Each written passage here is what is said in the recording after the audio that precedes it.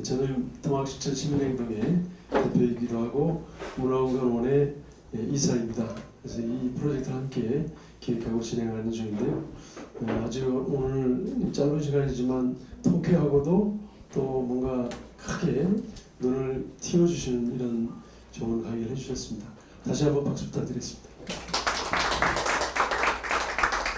제가 뭐 대담을 한다기보다 이제 질문을 좀 던지고 또 여러분들 궁금하신 내용을 대신 좀 이렇게 말씀을 끌어내는 역할을 해야 할 것 같은데요.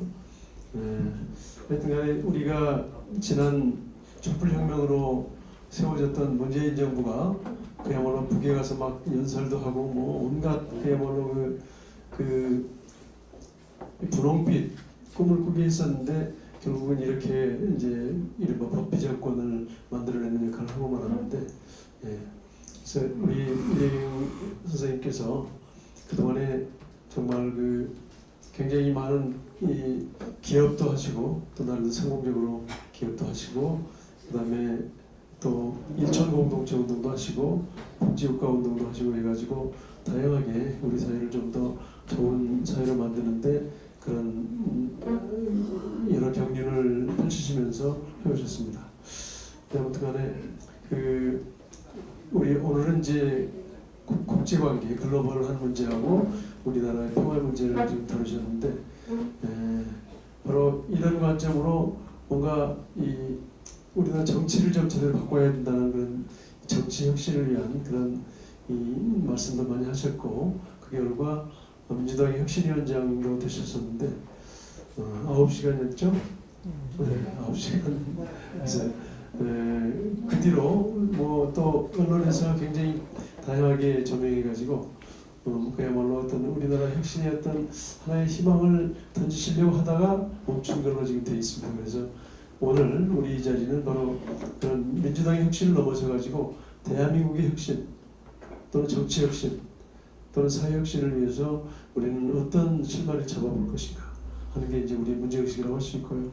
그래서 그동안에 이제 그 9시간 혁신위원장 계시면서 공유하셨던 내용이 계실 텐데 오늘 이제 약간 좀 분위기 전환을 위해서 어떤 뭔가 좀 이 경로로 혁신위원장에 임명이 됐었고 또 꼭 펼치고 싶었던 그 혁신의 어떤 과제는 무엇이었는지 그 말씀을 한번 들으면서 시작하겠습니다. 예, 그 언론에 공개된 시간은 9시간이었지만 그 사전에 진행됐던 것은 한 4, 5일간 진행됐던 배경이 있습니다. 처음에는 이제 뭐 혁신위원장 명단에 제가 올라갔다 그래서 저는 그냥 농담으로 받아들였고 그냥 들러리로 생각했나 보다. 그래서 오히려 저는 나 대신에 이런 분들이 좋으니까 하고 몇 분을 더 추천했더니 이미 그런 분들도 이미 다 명단에 들어있고 검토 중에 있습니다라고 답변을 받아서 뭐 그럼 됐지. 그러고 넘어갔는데 하루 이틀 지나니까 두 분 중에 한 분으로 압축돼서 올라갔습니다. 그러더라고요. 그래서 아니 이 사람들이 저는 사실 윤석열 정권이 들어선 다음에는 국내 뉴스를 일체 보질 않았어요. 제 건강상 국내 뉴스 보면 심장에 충격이 와서 국내 뉴스를 안 보고 해외 그 국제 질서 돌아가는 것만 집중해서 보고 있어서 나는 지금 민주당의 최고위원이 누군지도 모르고 위원들이 누군지도 모르는 사람이니까 그런 소리 하지 마라. 그랬더니 곧바로 이재명 대표 자신이 이내경 선배님이 해야 된다고 고집을 세웁니다라고 측근이 왔어요. 저를 찾아왔습니다. 직접 집으로. 이게 갑자기 아닌 밤중에 홍두깨잖아요. 너무 당황스러워서 하여간 뭐 그런 상황에서 제가 이제 마음을 수습해가지고 몇 가지 조건을 제시를 했어요. 첫 번째는 평소에 존경하고 선배로 모시는 원로분들이 동의를 해줘야만 한다. 그분들이 지지를 안 하면 내가 일어날 수 없다. 그래도 뭐 임원영 선배라든지 이구영 선배님 오늘 오시기로 했는데 뭐 일이 있어서 못 오신 것 같은데요. 또 함성신 부님 이렇게 말씀을 드렸더니 양반들이 저는 가지 말라고 그럴 줄 알았더니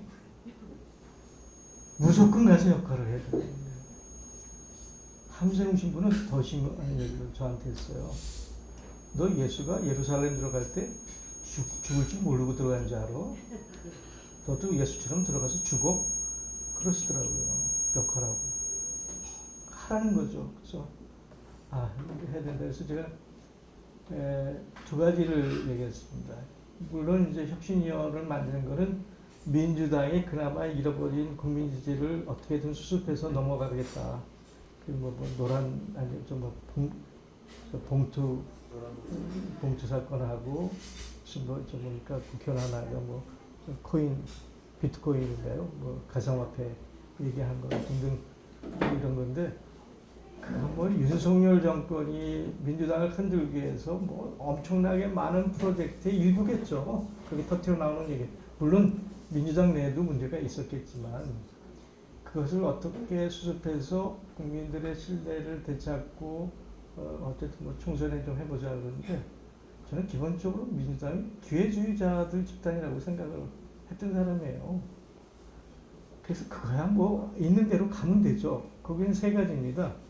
그 봉투 사건하고 뭐 가상화폐 등등에서 국민들한테 실시된 그 신뢰를 어떻게 회복하고 진짜 뭐 국민들한테 뭐라 그럴까 그 다짐을 하는 게 하나 있었을 거고요. 그걸 통해서 민주당 내에 당내 민주주의를 어떻게 강화하고 확대하느냐는 문제가 있었을 거고요. 마지막 중요한 게 이제 공천 문제가 있을 텐데 저는 몰라요. 그 내용은 준비된 내용 같이 함께하는 혁신위원들이 전문가들이니까 치열하게 밤을 새우고 토론하는데 관점은 하나 위민위공 정당이라는 건 위민위공의 관점에서 치열하게 토론하고 결론 내고 그것을 최고의 결정으로 들이밀자 저는 그 생각밖에 없었어요. 근데 제가 그걸 넘어서서 수용한 거는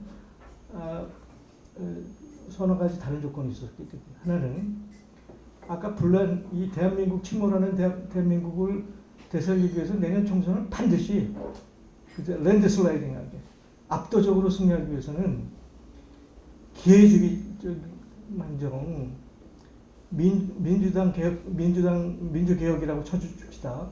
이거 갖고만 안 된다. 진보정당과 어떻게든 연대 연합으로 해서 동거하는 그래서 그 하나가 된 연대 선거 전략이 없이는 못 이긴다. 이거 민주당이 수용하겠냐?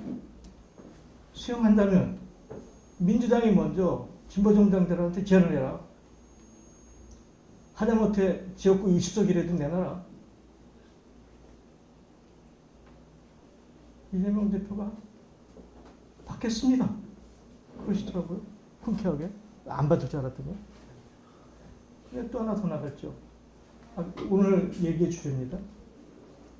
대한민국의 미래좌표는 정당식 대의민주주의 갖고는 안 됩니다. 이건 세계사적으로도 안 됩니다. 세계 어느 것을 보세요.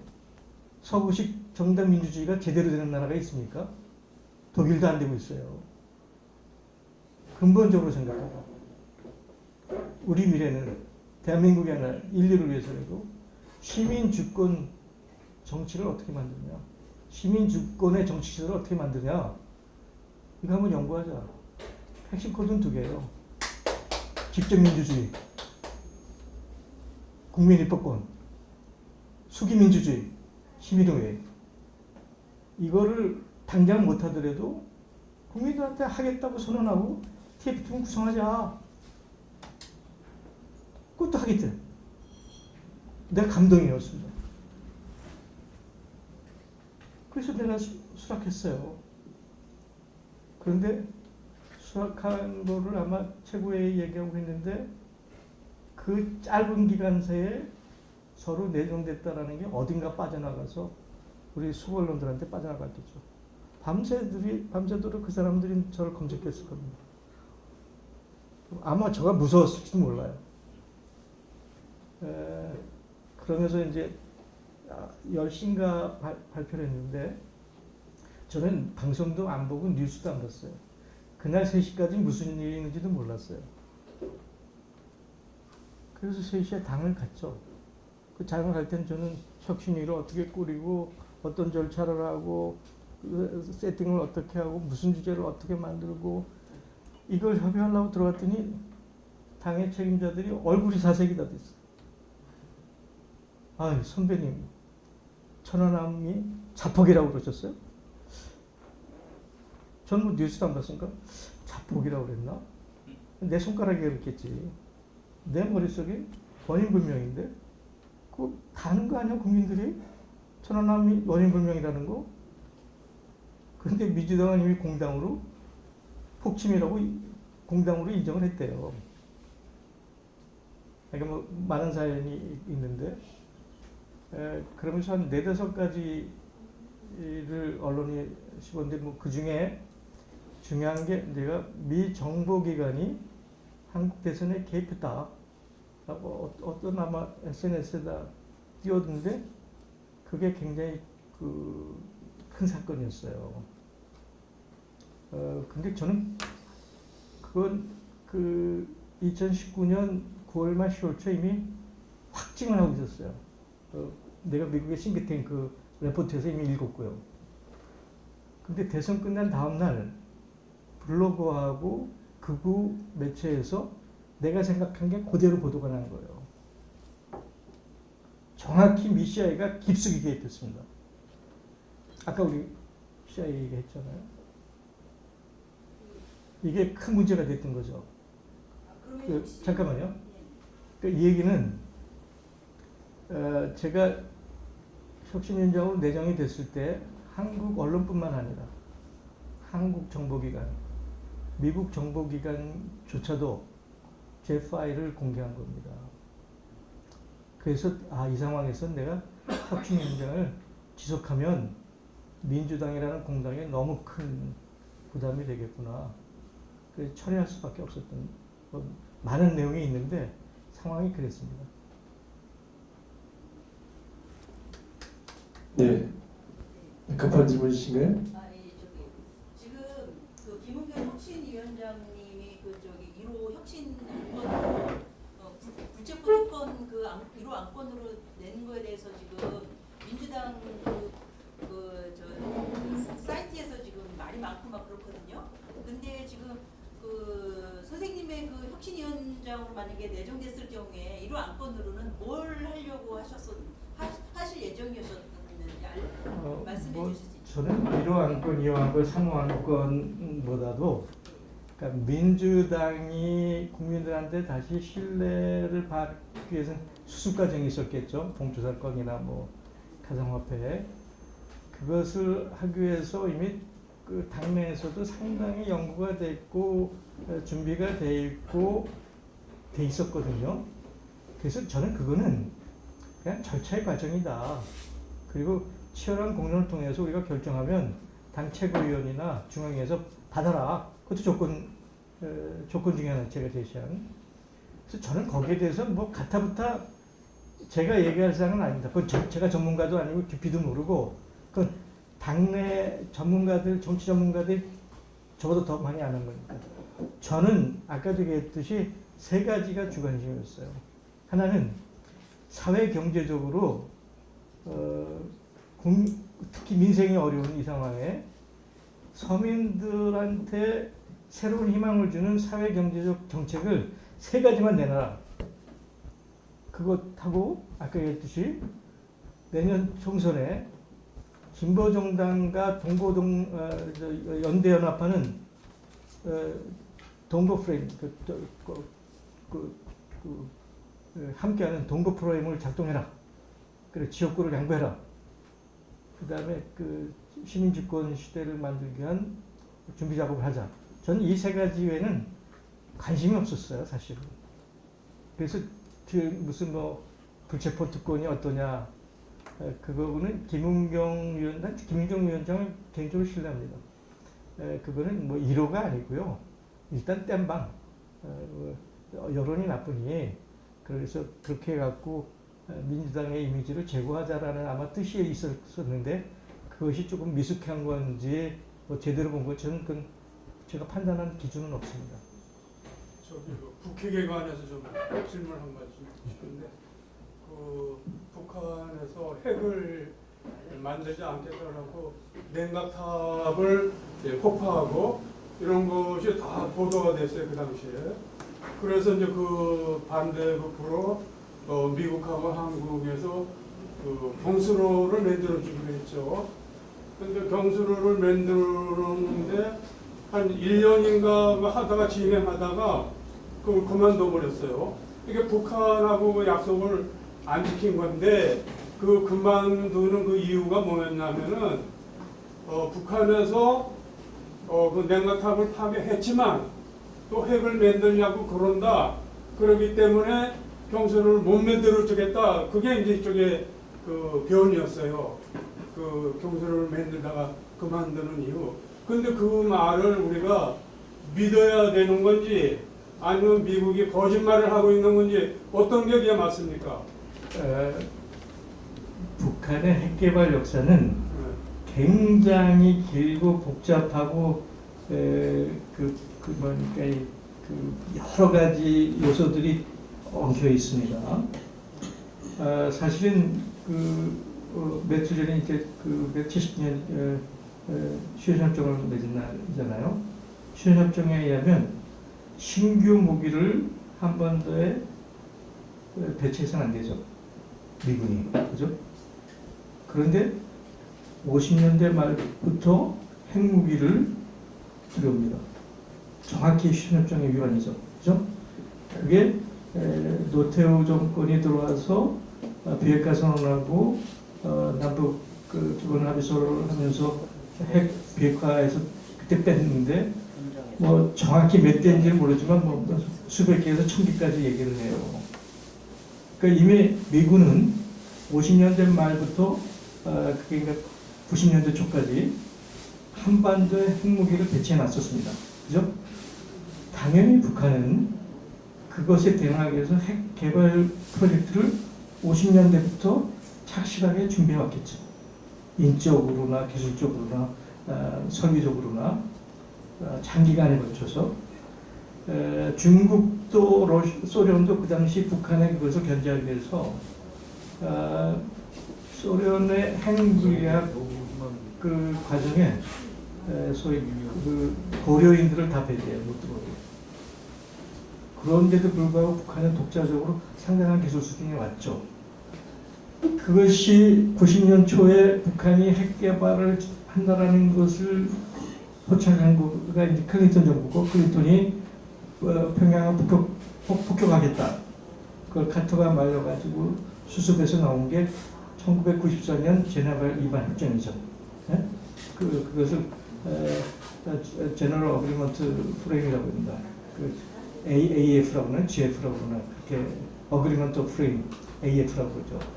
그 조건이 아까 얘기하신 경수로도 져주고 뭐 중류도 대주고 그래서 안 한다. 실제 북한은 거기서 중단을 했죠. 그런데 미국의 전략은 기본적인 판단은 북한은 얼마 못 가. 망할 거야. 시간 끌기였죠. 그리고 해준다고 계속 타임을 딜레이하고 가장 결정적인 핑계는 미 연방의회가 그것을 승인해주지 않아요. 행정부는 그렇게 했다고 그러지만 미 연방의회에서 안 해주면 연방의회 파워가 백악관하고 똑같은 거 아닙니까? 연방의회 동의 없이는 진행을 못하는 거죠. 그러니까 미 백악 행정부는 핑계가 있는 거예요. 연방의회가 안 해주니까 차이급히라고 밀었죠. 그 과정에 그 민주당이 재집권했으면 어떻게든 더 진행이 됐을 텐데 부시가 집권하잖아요. 아까 얘기했잖아요. 부시는 당선되자마자 북한하고 협상을 해. 북한하고 대화를 해.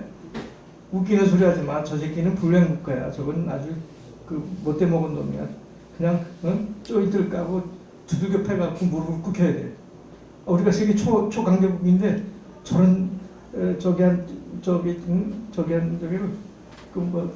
못해 하겠어? 악의 축이.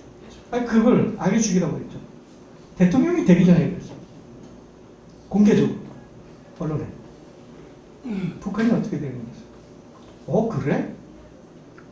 중단했던 핵 실험, 아니 핵 연구 농축을 했겠죠. 그죠? 네. 그걸 인공위성에서 찍은 겁니다. 그죠? 그래갖고 그 사진을 가지고 켈리라는 친구가 들어가요. 평양에 들어왔지 않습니까? 그래서 그 잘해보자고 얘기하는 과정인데 그때 백악관은 사실 어떻게든 시간을 끌고 타협하고 북한을 개발하는 못하게 하는 건데 북한이 아주 강경한 자세가 나오니까 사진을 보여줘. 너 농축했잖아. 그때 북미 관계가 아주 아주 적대적으로 결렬이 되죠. 그래갖고 그 북쪽에 그 누군지 일어나갖고 우리가 자위권을 행사하는데 패권국인 미국의 무슨 근거로 개입하냐 해서 파탄이 났죠. 그 켈리가 돌아갑니다. 그런데 미국의 기본적인 싱글탱크나 기본적인 판단은 그래도 북한을 달래가지고 핵 개발하는 걸 지원하고 방어해야 돼. 근데 그때 백악관의 아시아 담당 국장이 누구냐면 그 유명한 존 볼튼이에요. 존 볼튼과 북한은 수경적인 앙숙에. 그래서 존 볼튼이 만든 게 CVID 원칙입니다. 그리고 그것을 이행하기 위해서 북한을 가능한 한 모든 방식을 통해서 미국에 제재하는 거였죠. 그렇게 해서 제네바 일반 합의가 완전히 무산이 되고 북한은 북한대로 개발이 들어갔고 미국은 제재에 들어갔죠. 미국 제재가. 그 문제를 수습하려고 1999년인가 8년인가 중국이 주도가 돼서 육자회담을 시작한 겁니다. 그 배경이 그런 거예요. 근데 예, 잠깐요. 핵 문제를 계속 이야기, 우리 시간이 부족하니까 할 이야기 많거든요. 들을 이야기가. 그러니까 핵 문제는 따로 나중에 좀 기회를 갖기로 하고. 핵에 관해서 한 가지만 더 말씀하세요. 네, 그 전에 제가 제안 하나 하겠습니다. 지금 큐시트에 보면은 지금 대담 시간이거든요.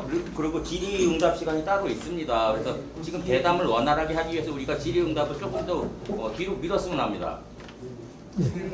예. 그래서 이제 좀 말씀하셨듯이 굉장히 폭넓게 다양한 그 정보를 가지고 계시고 특히 국내 뉴스는 안 보신 대신에 그냥 세계 주요 뉴스나 이런 걸 접하셔가지고 계속 그걸 이제 여기저기 전파하신 역할을 해오셨는데 제가 보기에는 말하자면 미국은 아까 그런 뭔가 자기들의 패권을 유지하기 위한 또는 자기들이 주도하기 위한 작전을 가지고 있단 말이에요. 근데 우리나라는 지금 현 정부는 물론이고 문재인 정부랄지 노무현 정부나 이전 정부 때도 그렇고 우리나라가 과연 이게 작전이 있는 나라인가 그런 생각을 하거든요. 작전을 정부가 가질 수도 있겠지만 우리나라는 아까 말씀하신 그런 것들을 실행하기 위한 어떤 좀 치밀한 그런 계획이나 작전 전략을 가져야 할 것 같은데 그 부분에 대해서 좀 어떻게 생각하십니까? 우리 작전을 얘기하기 전에 미국 특히 미 패권의 소송을 정확히 봐야 돼요. 우리한테 좀 많이 소개된 이제 미어샤이머라고 하는 미 해군인가 출신의 전략가가 있어요. 아까 현실주의 정치에 이제 고전적, 구조적, 공격적, 실리적 이렇게 내가는데 거기서 군인이니까 궁극적 현실주의. 그래갖고 패권국의 비극이라는 패권국 전략의 비극이라는 책을 썼는데 거기 보면 미국의 패권을 유지하기 위해서 쓰는 다양한 기법들을 소개해요. 포장, 위장, 조작, 왜곡, 과장, 함정, 책임전가, 뒤통수 때리기, 등 찌르기. 미국은 다양한 기법을 전개합니다. 그러니까 미국이 어떤 약속을 했을 때 그거 하나만 믿었다가는 큰일 나죠. 그런 7, 8가지 곡선을 깔고 미국은 자기가 성취하고자 하는 것을 다양한 얼굴로 다양한 언어로 접근한다고 판단하고 대응해야 되는 게 맞습니다. 그게 미 전략가들이 하는 얘기예요. 미 패권을 유지하기 위해서, 미국의 목표를 성취하기 위해서는 그렇게 다양한 방식으로 접근한다. 그러면 우리도 미국을 대응할 때는 순박하게 하나의 전술, 하나의 전략 갖고 대응할 수는 없죠. 우리는 반드시 플랜 A, B, C, D를 만들어야 돼요. 최소한 A, B, C, D는 만들어야 돼요. 그리고 그 상황에 맞게 A 갖고 안 되면 B, B 갖고 안 되면 C. 그래갖고 저는 그거를 그 알고리즘적 대응이라고 얘기해요. 프로세스적 대응으로 대응해야지 순진하게 하나의 원칙만 갖고 대응한다? 절대로 미국하고 협상할 수가 없습니다. 전 그렇게 봅니다. 근데 현 정부도 그렇지만 민주당이나 뭐 다른 정당도 그렇고 정당들도 그런 역량이 안 되는 것 같은데 정부는 물론이고 어떻게 해야죠? 지금 뭐 국민의힘, 저는 그냥 국진당이라고 편하게 얘기를 했는데 거기는 그냥 그 밀패권이 백이죠. 형님이죠. 큰 형님이죠. 형님이 결심해, 형님이 써주면 시키는 대로 해. 지금 이게 윤석열 정부의 그 기본 성격 아닙니까? 예를 들어서 제가 미 정부기관이 깊숙이 개입했다고 확증하는 그 배경이 그런 거예요. 그 2019년에 문재인 대통령이 유엔 총회에 가 있는 상황인데 미국의 싱크탱크나 언론에는 한국 정부에 대해서 엄청난 공격을 해야 됩니다. 아니 지금 미국은 사활을 걸고 중국하고 싸우는데 형경을 이러고 싸우고 있는데 미중 간에 등거리 외교를 해? 저 친구 저거 정신 나간 친구 아니야? 걸빈 친구 아니야? 뭐가 나사가 풀린 거 아니야? 더군다나 미 버터를 때리는 핵을 갖고 있는 북한을 포용을 해? 대화를 해? 이게 미국 조화의 그 당시 한국 정부를 대하는 태도였어요. 그러니까 미국에서는 미국의 입장을 완벽하게 대응해줄 차기 정권이 필요했던 거죠. 그게 윤석열 정부가 들어서자마자 일주일 뒤에 백악관이 한국 정부의 대북 정책, 대중국 정책, 아시아 정책을 백악관이 발표합니다. 그러면 윤석열 정부가 형님이 그랬으니까 맞아, 우리 그렇게 할게.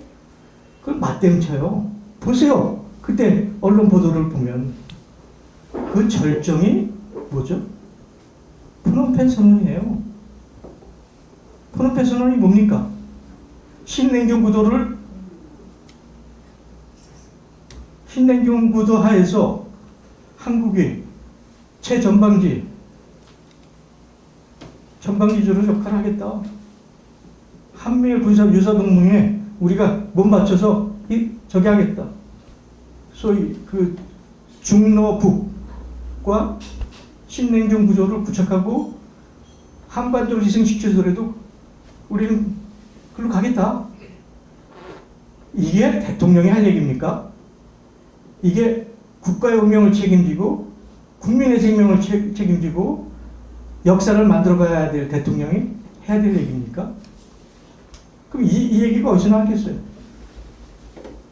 그것도 정권이 생긴 지 불과 얼마 되지도 않은 누군가가 시나리오를 써주고 각본을 써줬겠죠. 그게 어디겠어요? 여러분들의 상상이 맞겠네요. 예. 그러면 한 3분 정도 질문을 좀 미리 하셔가지고 질문을 듣고 답변을 준비할 수 있도록 하면 좋을 것 같습니다. 아까 그 핵 문제, 북한에서 이렇게 냉각탑을 폭파하고 핵을 안 만들겠다 이렇게까지 한 것을 보면은 그 핵을 안 만들겠다라는 그 의지가 보이거든요. 그래서 그 약속을 지키기로 해서 경서를 만들어 가서 1년 동안이나 만들다가 그걸 도중에 이제 그만두고 그랬는데 그 미국에서 그 그만두는 이유를 다시 북한이 핵을 만들려고 그러기 때문에 못 만들어 주겠다. 그 말을 우리가 믿어야 되느냐, 믿지 말아야 되느냐, 그거를 질문의 핵심입니다. 아까도 얘기했지만 네. 미국은 수많은 복선과 옵션을 가지고 접근합니다. 북한이 냉각탑을 저기 하고 뭐 나중에 그 저기 뭡니까 저 핵실험장도 그 폭파했잖아요. 그런데 북한은 나름대로 조건이 있었고 전제가 있고 컨디션이 있었고 상황이 있었죠. 그 상황과 조건이 이행된다라는 전제하에서 냉각 저기도 폭파했고 핵실험장도 제거한 거 아니겠어요? 근데 미국이 한 번도 그 조건과 그 사항을 수용하거나 이행하지 않았겠죠. 그러니까 그걸 이렇게 기냐 아니냐라고 얘기하지 말고 다양한 복선적 상황이 결합된 그거의 프로세싱이라고 생각하시는 게 정답이라고 생각합니다. 네. 네. 지금 예, 질문 하나 드리겠습니다. 오늘 주제가 이제 희망 세상을 만들자는 건데요.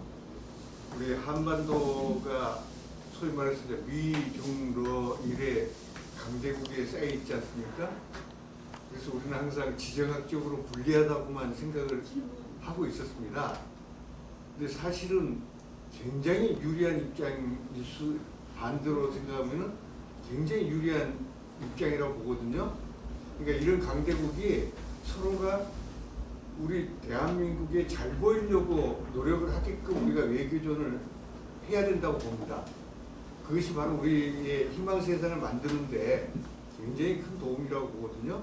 그래서 혹시 그런 데 대한 그 좀 대안을 생각하는 게 있으시면 좀 이야기. 100% 120% 동의합니다.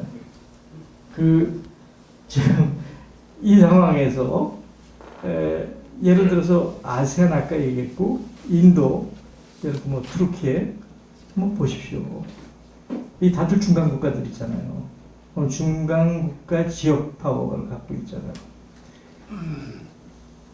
아세안이나 인도나 투르키가 예를 들어 미국 편에 서느냐 혹은 미국이 어디보다 상대라고 생각하는 편에 서느냐에 따라서 그 스윙보트라고 얘기하죠. 그 스윙보트를 쥐고 있는 나라들이거든요. 그러니까 인도 모디 같은 경우는 예를 들어서 우크라이나 전쟁이 나니까 러시아에서 디스카운트는 엄청난 싼 원유를 그냥 받아들여서 전 세계가 지금 성장이 제로 내지는 정체 상황에서 7, 8% 경제 성장을 이뤄내잖아요. 그렇죠? 그러니까 미국이 얼마나 또 저기 합니까? 그래갖고 전후에 처칠에 준하는 예우를 하면서 미국에 들어와서 백악관에 뭐 국빈적에서 국회 연설까지 하면서 기술과 핵처리 기술과 등등 미국이 갖고 있는 최고급 기술을 주잖아요. 그 인도라는 그 스윙보트가 워낙 무서우니까 인도가 러시아에 붙고 중국에 붙으면 미국이 어떻게 되겠어요? 아까도 보였잖아요. 중국하고 인도가 합하면 전 세계 절반이에요. 인도는 그렇게 갔잖아요. 모디는 천의 손을 갖고 있어요. 그 힌두교 그 무슨 신이들 거기 팔이 2개가 아니에요. 수십 개, 1000개예요. 모디는 1000개의 손을 활용하고 있어요. 아세안 마찬가지입니다. 그 20여 년만 해도 아세안의 가장 결정적인 경제 영향이 미국이죠. 지금도 투자 액수가 가장 많습니다. 아세안이. 그런데 20년 만에 경제 파트너나 등등에서 중국으로 넘어갔죠. 아세안은 그 상황에서도 미국과 중국의 가장 유리한 통상 외교 국제적 조건을 꽃감 빼먹고 있어요. 아세안을 놓치면 미국은 아시아 전체를 놓친 꼴이죠. 왜? 동북아 빼고.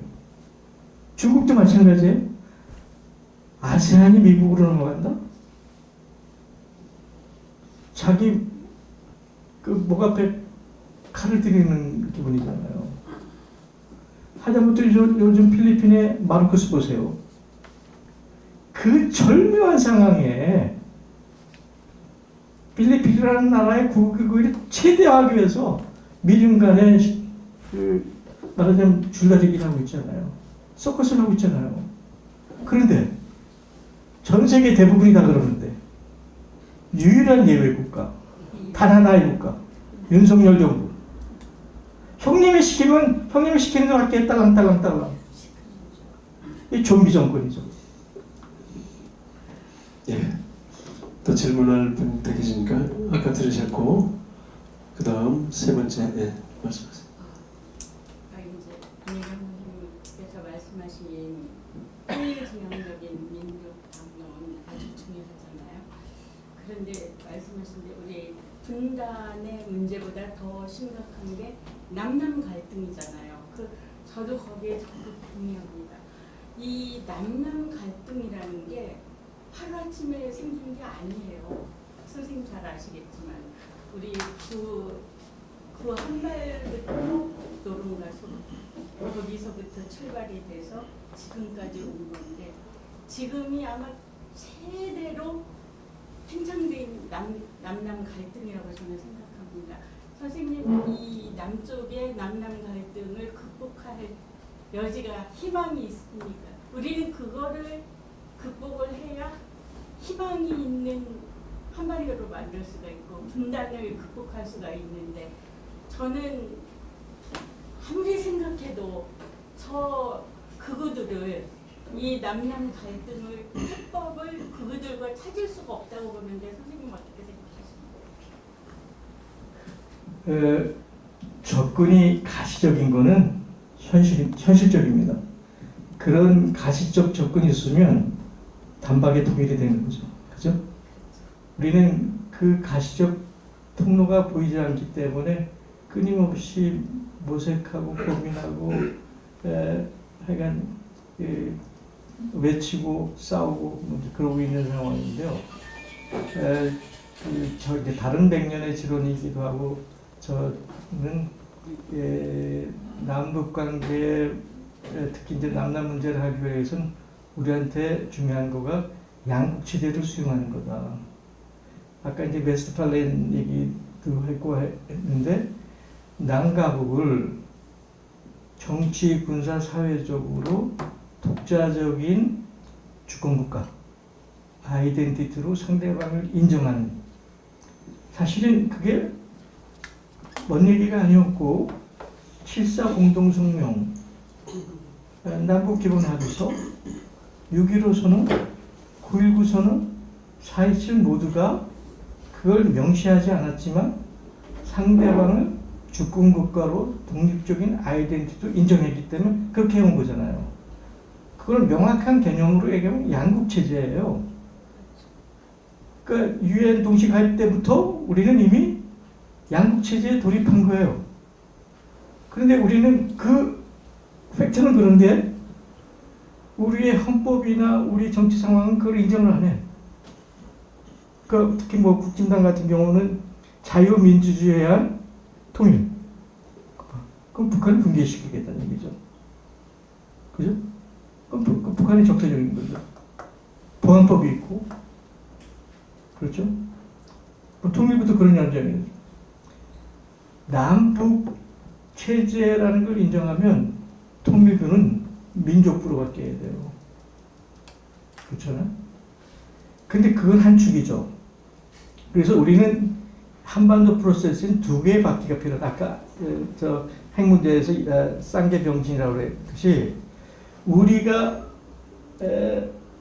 우리 스스로 이루지 못한 해방 이후 공간, 전쟁을 치른 냉전구조가 해체됐음에도 불구하고 우리가 만들어내지 못한 이 상황에서 만들어진 이 상황은 우리가 양국체제로 인정하되 우리가 수천 년 단군 이래 수천 년 우리 역사 터전, 언어, 문화, 핏줄 갖고 있잖아요.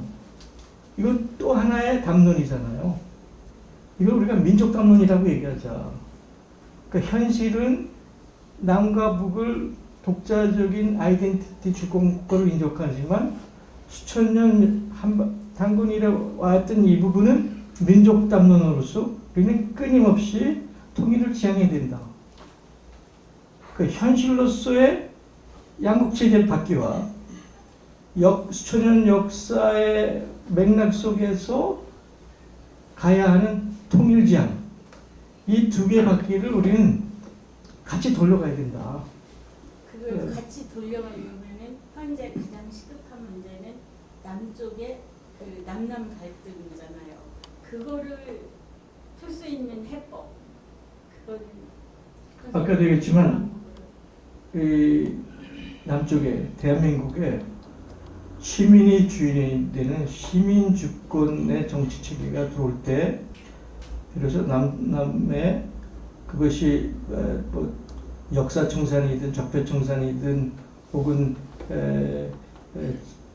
진실 규명을 통한 화해든 포용이든 화합이든 시민 주권이라는 정치 가버넌스가 가장 우선적인 과제가 아닌가 그렇게 생각합니다.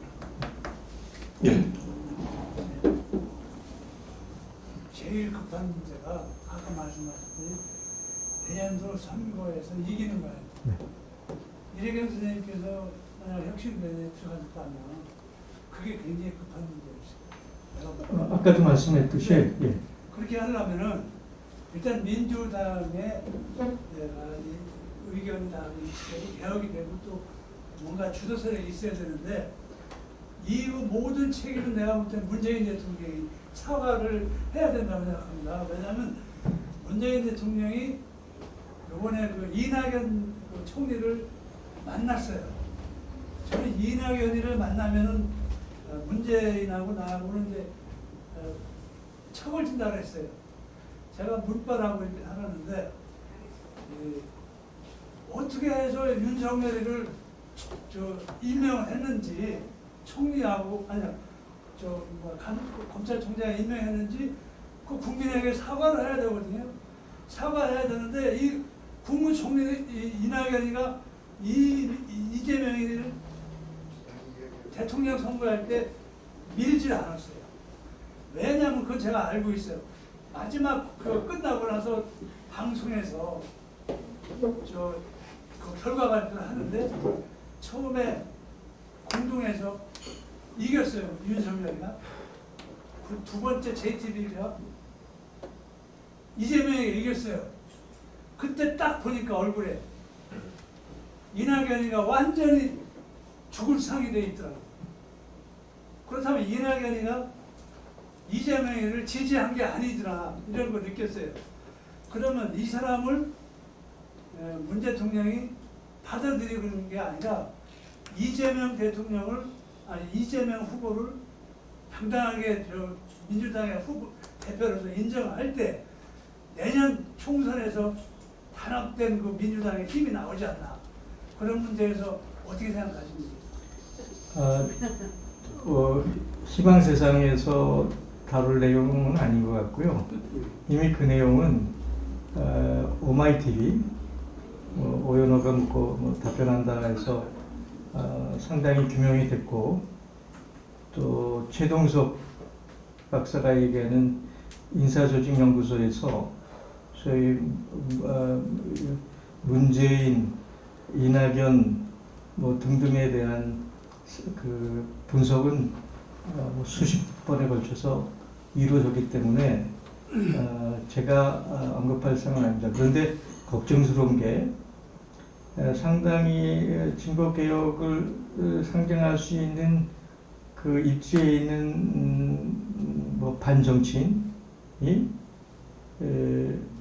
각자 도생 얘기를 어느 신문에 칼럼으로 쓰거나 혹은 중견의 사회학자가 각자의 진지를 사수해라. 문제는 우선순위, 선후, 본말의 문제가 있거든요. 지금이 우리가 각자 도생하고 각자 진지를 지켜야 되는 상황인가요? 아니죠. 그거는 불난 집에 불을 꺼내야 됩니다. 침몰하는 대한민국을 일단 구조해 놓고 그 다음에 뭐 각자의 진치를 구축하든 각자 도생의 얘기를 해야지. 지금은 불을 끄는 게 중요한 거지 불난 원인을 규명할 상은 아니죠. 그럼 불 끄는 유일한 방법은 뭡니까? 민주개혁 세력과 진보 세력의 가능한 한 모든 사람들이 함께해서 설명이 불가능한 윤석열 정권을 무력화시키고 끌어내려야죠. 그런 뒤에야 비로소 우리가 각자의 진지와 입장을 얘기할 수 있을 겁니다. 그렇죠?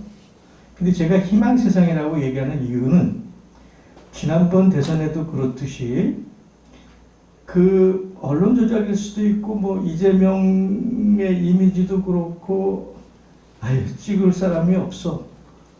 그러면서 40, 50대 상당 부분이 투표장을 안 나오면서 0.73%의 저기를 뒤집힘을 당한 저희가 있잖아요. 난 이번 총선도 그게 걱정스러운 거죠. 하는 꼴들이 다 망할 집안들이야. 아유, 꼴 보기 싫어. 그냥 정치 잊어버릴래. 이게 나라를 망치는 거죠. 그래서 나는 그분들한테 오늘 이 프로그램 하는 이유가 그거예요. 아니야. 우리는 다시 과거를 성찰하고 현재 상황과 조건을 봐서 새로운 희망의 조건을, 근거를 만들어야 돼요. 그렇게 근거를 만든 희망은 무지무지하게 있어요. 그게 인류가 동물계에서 빠져나와서 21세기 오늘 인류 문명을 만든 기본 동력이야. 그게 아까 얘기했던 엘랑비탄, 생명의 도약이고 소위 공자님, 맹자님이 하는 생생지기야.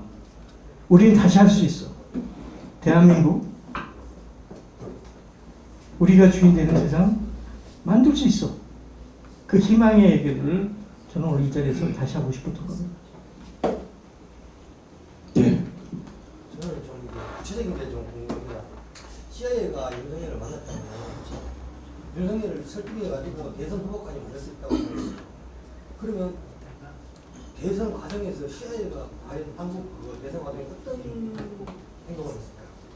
당선 되더라고. 예를 들어 저 같은 경우는 보수 언론을 뒤에 조작하는 이거밖에 기억이 안 나요. 그 부분은 제가 더 이상 얘기하는 게 무책임한 얘기고요. 근거가 없고 자료가 없고.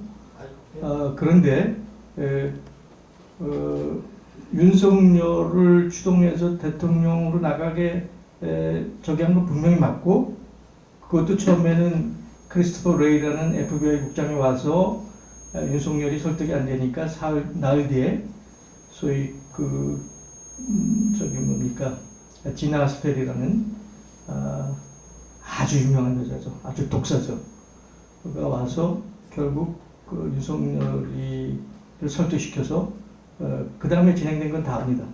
예를 들어서 조국 가문을 명문주화 상황까지 들이밀게 하고 추미애 장관을 자기 부하처럼 나 뒤에 형님 있으니까 대통령까지도 무시하는 그 상황이 전개된 거에는 그런 힘이 작용했다고 보죠. 다만 미 정보기관 CIA가 대한민국 대통령의 당락을 결정 방법에 영향을 줬을까? 그건 저는 답변할 수 없습니다. 모르죠. 예. 시간이 좀 적으니까 마치고 또 간단히 또 하면서 얘기할 수 있잖아요. 오늘 이제 주제가 희망을 만들자는 거니까 오늘 이제 발표도 그렇고 앞으로 지금 그러니까 앞으로 2주 뒤에 그때 목요일 날 할 주제가 조선민중의 자각으로부터 시작된 동학혁명, 동학에 대한 걸 우리 이 정치나 우리 미래를 꿈꿀 때 하나의 중요한 그 일종의 그 뭐랄까요 화두로 던지는 게 다다음 주고요. 그 다음에는 이제 이 우리 안에 오래 있어왔던 자치의 전통이라고 할 수 있는 향약 있잖아요. 향약. 직접민주주의라고 할지 아까 말씀하신 시민주권의 어떤 우리식 오래된 과거라고 할 수 있는 향약을 이제 주제로 하는 그런 것이 앞으로 이제 4주 뒤에 있을 겁니다. 그래서 이런 일련의 흐름이 이제 흘러간다고 보고 제 생각에는 이제 그 중에 오늘도 강조를 많이 하셨는데 결국은 내년 총선을 하나의 중요한 이 어떤 그 우리 세상을 좀 제대로 바로 세우기 위한 계기로 삼다면 가장 중요한 게 이제 총선 승리였고 또 그 핵심으로서의 말씀하신 시민주권이 실현해야 된다고 그러셨는데 그 시민주권을 세우고 강화시키는 거하고 총선 승리가 어떻게 이렇게 엮여질 수 있는지 말씀해 주시죠. 이제 미래 그러니까 그 얘기 전에 18세기부터 시작된 서구식 민주주의, 정당을 중심으로 대의적 민주주의, 그것이 잘 나가면 합의적 조정, 모든 갈등을 테이블에 올려놓고 그것을 조정하고 갈등을 현재화해서 합의가 가능한 정치가 이상적이다라고 해왔죠. 그런데 그 서구가 얘기하는 정당식 대의 정치가 지금 작동하고 있나요? 전 세계 190몇 개국의 중에서 서구식 정당 민주주의가 작동하는 나라가 있나요? 있죠. 몇 군데.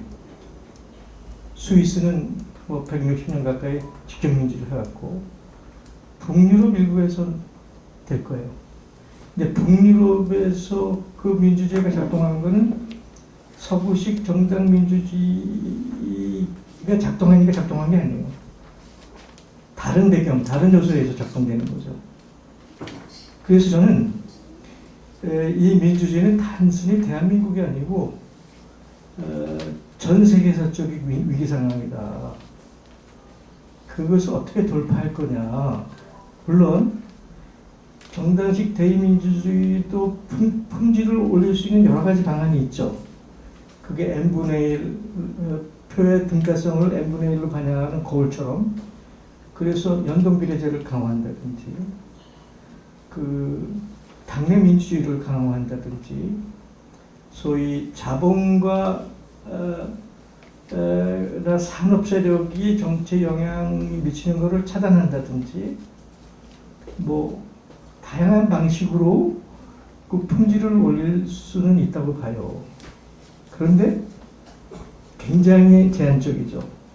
그리고 아까도 했지만 21세기 현재 와서 그건 한계 상황에 도달했다. 그러면 그 대안은 스위스가 가져왔던 직접민주를 다시 들여다보자. 스위스는 풀뿌리 기초 조합국가예요. 풀뿌리 조합들이 결합된 조합국가예요. 그러니까 직접 민주주의 밑에는 풀뿌리 민주주의가 있는 거죠. 그렇죠? 또 하나는 저희가 지금 번역 중에 있습니다. 오픈 데모크라시, 열린 민주주의. 그 주제는 참여를 넘어서 수기를 넘어서 참여와 수기를 통해서 만든 결정을 구속력 있게 만들자. 그 시민민주주의입니다. 시민민주주의. 특히 헌법 개정, 선거법 개정, 기존의 제도 정치에서 싸우느라고 결정 못하는 중대사안, 이런 것들은 시민의회가 가져와서 결정한다. 라고 하는 이 열린 민주주의를 앞으로 어떻게 도입하느냐. 이 열린 민주주의는 시민들의 일상적 참여가 가능한 민주주의죠.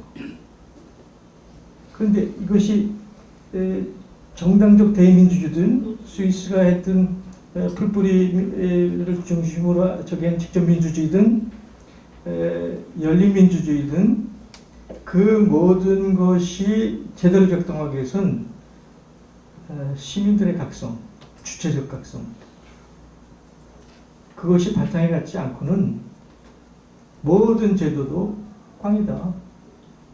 그러면 그런 유권자 혹은 그 주인인 시민들의 각성을 어떻게 만들어낼 거냐? 대한민국 3,600만 유권자는 자격이 있다고. 우리 지난 해방 이후 78년 동안 우리가 해내온 거는 인류 역사의 금자탑이죠. 우리 그렇게 해왔어요. 할 수 있습니다. 그래서 이것이 저희는 대한민국의 희망의 근거고, 그리고 우리를 스스로 격려하고 북돋는, 앞으로 나가게 하는 그 큰 동력이라고 생각합니다. 예. 마지막으로 말씀드리겠는데요. 제가 저기 박근혜 그 정권 때도 저희가 이제 촛불 집회 나가서 한번 전 촛불 집회가 끝나고 나면 이제 마지막으로 끝나겠다 싶어서 끝날 줄 알았는데, 지금 문재인 정권 끝나고 나서도 지금 이렇게 또 거리로 나올 줄은 몰랐거든요. 작년부터 계속해서 그 거리로 나와서 지금까지 계속해서 이 촛불 정권에 나와가지고 매주마다 이렇게 그 촛불 집회에 나오고, 또 이재명 그 법원에 매주 2주마다 열리는 그 법원 그 응원차, 저희가 매주에 그 2주차 그 법원에 가갖고 응원하고, 저희가 그 이재명 의원 그 법원에 가서 항상 그 지지를 하고 그 응원을 하고 있어요. 그런데 지금 문제는 저는 그 20대 초반의 아들을 키우고 있는데, 그 촛불 집회 가보면은 다 연세 드신 분들이 계시지만 20대, 30대 젊은이들이 없다는 게 참 슬프다는 거예요. 근데 지금 문제는 그 젊은이들이 정치에 관심도 없고, 지금 문제는 이 젊은이들이 지금 이 촛불 정권, 이 지금 기성 정치에 환멸을 느끼고, 우리가 그 촛불 정권의 이거에 대해서 되게 심각하게 실망한 거에 대해서 지금 우리가 그거에 대해서 지금 우리도 책임을 느끼고, 이거에 대해서 우리가 굉장히 그 책임을 느끼고 그러고 있는데, 이거에 대해서 우리도 책임을 느끼고 있는데, 매주 이렇게 선생님이 이렇게 지금 이런 자리를 마련하고 있는데, 지금 젊은 세대들한테 이렇게 좀 권할 수 있는 책이나 이런 것도 좀 한 권씩 이렇게 좀 소개도 해주시고 이런 거를 좀 해주시면, 그런 것도 이렇게 좀 학생들한테나 이렇게 좀 소개를 해줄 수 있으면 그런 것도 좀 소개해주면 좋을 것 같아요. 제가 숙제로 받아들이고 다음 자리에 소개하는 걸로 하고요. 문제는 똑같은 방식으로 우리가 개혁, 변혁이든 혁명을 만들어낼 수 없습니다. 2016, 17년 연변에 그런 방식으로 박근혜를 끌어내렸던 방식으로 윤석열을 끌어내릴 수 있을까? 아니죠. 그 윤석열은 몇 가지 무기를 갖고 있어요. 하나는 큰형님, 두 번째는 망나니 칼. 저건 법이 아니에요. 저건 망나니 칼이죠. 그죠? 그 다음에 제가 최근에 이름을 붙였는데 개밥그릇, 구사바리, 언론. 이게 그 가장 강력한 근데 이것을 어떻게 무력화시킬 건가라는 부분인데, 망나니 칼을 무력화시키면 돼요. 법 자체를 너는 해라, 우리는 법을 무서워하지 않으면 됩니다. 그죠? 그 언론은 그게 이제 젊은 애들 상황하고도 연결이 되어 있는 거죠. 왜냐하면 IMF 이후에 대한민국 사회를 지배하는 건 시장만능, 다시 말하면 단자적 개인주의, 이기주의, 출세주의, 능력주의, 나 하나밖에 없는, 소위 대처가 얘기하는 there is no alternative, 다른 대안이 없어. 세상에는 시장하고 너밖에 없는 거야. 이게 지난 30년 우리를 지배해왔고, 거기서 자란 젊은이들은 그 생각밖에 없어요. 그 젊은이들에 대한 질책임과 동시에 우리의 책임이죠. 그렇게 만드는. 그 상황에서 큰 젊은 기자들이 하다못해 우리가 얘기하는 진보 언론도 그런 친구들이 기자를 하고 있는 거죠. 그게 주류 언론의 방향이에요. 그것을 싸워서 이기려면 바로 이런 시민 언론, 시민 매체, SNS를 활성화시켜서 그런 주류 매체를 압도해야 돼요. 하고 있잖아요. 덧담자 잘하고 있고, 민들레 잘하고 있고, 오마이도 잘하고 있고 하고 있잖아요. 그렇게 밀고 나가면 됩니다. 그런데 이제 젊은 애들의 문제는 아까 얘기했지만 이거는 근본적인 역사의 흐름과 철학의 문제예요. 그런 그 못된 시장 만능의 서구의 못된 그 단자적 개인주의, 이기주의, 능력주의를 능가하는 우리 본래 우리의 바탕, 사상, 삶. 그 다음에 얘기할 동학에서 제가 좀 더 깊이 얘기하겠습니다. 네, 그러면은 이 세션을 마치고 시간 되시는 분들은 짧게라도 한번 하면서 좀 더 말씀 나누기를 하고요. 그러면은 이제 이사장님이 짧게 마지막 말씀하세요. 그러니까 오늘 이 자리를 같이 해주셔서 너무 고맙고요. 아까도 얘기했지만 특히 아까도 말했지만 젊은 사람, 지난번 대선에도 그냥 40, 50대가 좌절하고 냉담하고 그러면서 투표장에 안 나오고 될 대로 되라라는 자포, 이것이 저는 윤석열보다 더 무섭다고 생각합니다. 더 무서운 우리의 적이라고 생각합니다. 우리는 다시 일어나야 돼요. 그 우리 역사가 그랬듯이 해방 이후에 가장 가난한 나라에서 아마 제3세계에서 유일하게 선진국에 진입한 나라. 지금 뭐 많이 흔들리고 있지만 산업 생산력에서 세계 5, 6위를 다투는 대한민국. 이걸 우리가 만들어냈잖아요. 저기 김상근 목사님이 그러셨는지 모르겠는데 우리가 이승만도 끌어내렸고 박정희도 총성으로 날렸고 전두환도 옥살이 시켰고 박근혜도 끌어내렸는데 윤석열 제가 것 이제 4년도 안 남았는데 우리가 왜 못해? 할 수 있습니다. 그런데 할 수 있는 게 중요한 게 아니고 이제는 우리가 어떻게 할 거냐. 미래의 좌표를 우린 그동안 그냥 정치권한테만 맡기면 잘하겠지. 아닙니다. 정치권이 아니고 우리가 해야 됩니다. 이것이 오늘 제가 이 희망세상 시작하는 그 배경입니다.